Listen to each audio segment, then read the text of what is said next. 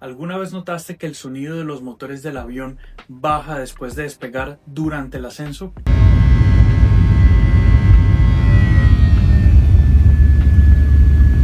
Para ciertos casos, durante el despegue los motores trabajan al máximo, pero una vez que el avión alcanza una altura segura, los pilotos reducen un poco la potencia. Esto con el fin de proteger los motores, ahorrar combustible y mantener un ascenso seguro.